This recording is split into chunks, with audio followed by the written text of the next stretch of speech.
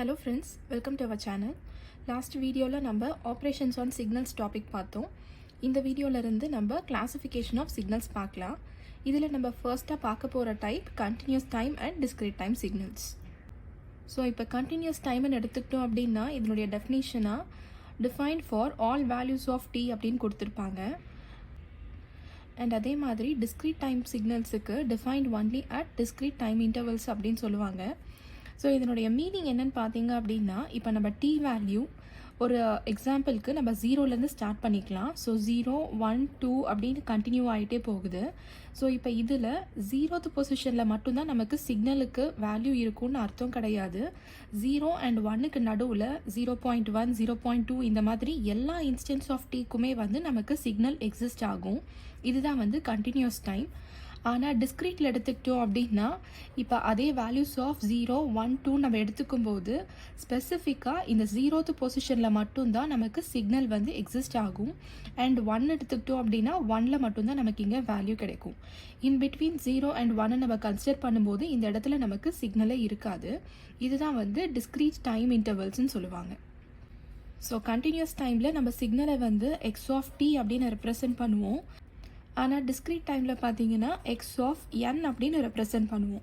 So இங்கே நமக்கு கண்டினியூஸாக இருக்கிறதுனால டீன்னு ரெப்ரசன்ட் பண்ணிவிட்டு பேராந்தசிஸ் யூஸ் பண்ணுவோம். இங்கே வந்து நமக்கு ஒரு இன்ஸ்டன்ட் அதாவது ஒரு தனித்தனி வேல்யூவில் மட்டும்தான் நமக்கு சிக்னல் எக்ஸிஸ்ட் ஆகும். ஸோ அந்த இன்டர்வல்ஸை தான் நம்ம இங்கே என்னு எடுத்திருக்கோம். அண்ட் இங்கே வந்து நம்ம ஸ்கொயர் ப்ராக்கெட் யூஸ் பண்ணி தான் வந்து டிஸ்க்ரீட் டைமை ரெப்ரசன்ட் பண்ணுவோம். இப்போ இந்த டெஃபினிஷன் போக கண்டினியூஸ் டைம் அண்ட் டிஸ்க்ரீட் டைமில் வேறு என்ன சேஞ்ச் இருக்குதுன்னு பார்த்தீங்க அப்படின்னா இப்போ நம்ம எக்ஸாம்பிளுக்கு இங்கே ஒரு சிக்னல் எடுத்திருக்கோம். இங்கே இந்த எக்ஸ் ஆக்சிஸில் நம்ம டைம் எடுத்திருக்கோம் அண்ட் ஒய் ஆக்சிஸில் நம்ம இங்கே ஆம்ப்ளிடியூடை கன்சிடர் பண்ணியிருக்கோம். இப்போ இதில் இந்த டைம் அண்ட் ஆம்ப்ளிடியூடோட வேரியேஷன் பொறுத்து தான் சிக்னல் வந்து கண்டினியூஸாக இருக்கா இல்லை டிஸ்க்ரீட்டாக இருக்கா நம்ம கிளாஸிஃபை பண்ணுவோம். இப்போ இந்த பாயிண்டில் நம்ம டைம் ஃபார் எக்ஸாம்பிள் 0, 2, 4, 6 அப்படின்னு நம்ம இங்கே எக்ஸ்டெண்ட் பண்ணிட்டோம் அப்படின்னா 0 and 2க்கு மட்டும் இல்லாமல் நடுவில் 0, 1, 1.5 இந்த மாதிரி எல்லா வேல்யூஸுக்குமே வந்து நமக்கு இங்கே அதனோட ஓரியன்டட் ஆம்ப்ளிடியூட் நமக்கு இங்கே கிடைக்கும். அப்போ என்ன அர்த்தம் அப்படின்னா போத் டைம் அண்ட் ஆம்ப்ளிடியூட் இது ரெண்டுமே வந்து இந்த சிக்னலில் கண்டினியூவஸாக இருக்குது. ஸோ இந்த ரெண்டு பேராமீட்டர்ஸுமே கண்டினியூஸாக இருந்துச்சு அப்படின்னா இதை தான் வந்து நம்ம கண்டினியூஸ் டைம் சிக்னல் அப்படின்னு சொல்லுவோம். நெக்ஸ்ட்டு வந்து டிஸ்க்ரீட் டைம் சிக்னல். பட் நமக்கு இங்கே கண்டினியூஸ் டைரெக்டாக கிடைக்கிற மாதிரி டிஸ்க்ரீட் வந்து கிடைக்காது. ஸோ அதுக்கு முன்னாடி நம்ம என்ன பண்ணணும் அப்படின்னா ஒரு இம்பல்ஸ் சிக்னல் நம்ம இங்கே எடுத்துக்க போகிறோம். இந்த ரெண்டு சிக்னலையும் நம்ம மல்டிப்ளை பண்ணால் தான் நமக்கு இங்கே டிஸ்க்ரீட் சிக்னல் கிடைக்கும். ஸோ இப்போ எக்ஸாம்பிளுக்கு எடுத்துக்கிட்டிங்க அப்படின்னா இங்கே வந்து நம்ம இந்த 0th பாயிண்டில் நமக்கு இங்கே ஆம்ப்ளிடியூட் இவ்வளோ மெயின்டைன் ஆகிருக்கு அண்ட் 2 பாயிண்டில் நமக்கு இந்த இன்ஸ்டன்ட்டில் இங்கே ஆம்ப்ளிடியூட் மெயின்டைன் ஆகிருக்கு. அப்போ இங்கே என்ன ஆகும் அப்படின்னா உங்களோட 0th பொசிஷனில் இங்கே என்ன வேல்யூ இருக்கோ இந்த வேல்யூ வந்து இந்த ஆம்ப்ளிடியூடு மல்டிப்ளை ஆகும். இங்கே வந்து சப்போஸ் எக்ஸாம்பிளுக்கு நம்ம இங்கே 2ன்னு எடுத்துக்கிட்டோம் அப்படின்னா இந்த 2 அப்படிங்கிற வேல்யூவில் இங்கே ஆம்ப்ளிடியூட் எவ்வளோ இருக்கோ அந்த ஆம்ப்ளிடியூட் வந்து இந்த சிக்னலில் இருக்க 2 பொசிஷனோட ஆம்ப்ளிடியூடோட மல்டிப்ளை ஆகும். ஸோ அதுக்கேற்ற மாதிரி ஸ்கெட்ச் பண்ணிங்க அப்படின்னா நமக்கு அதே சைன் வேவ் அதாவது இங்கே என்ன சிக்னல் கிடச்சிருக்கோ அதே சிக்னல் தான் இங்கே கிடைக்கும். ஆனால் இந்த மாதிரி சாம்பிள்ஸாக கிடைக்கும். அதாவது இந்த இம்பல்ஸ் சிக்னல் உங்களோட கண்டினியூஸ் டைம் சிக்னலுக்கு ஏற்ற மாதிரி இங்கே அலைன் ஆகிருக்கு. உங்களோட ஸ்கெட்ச்லேயே பார்த்தீங்க அப்படின்னா ரெப்ரசன்டேஷன் இப்படி தான் இருக்குது.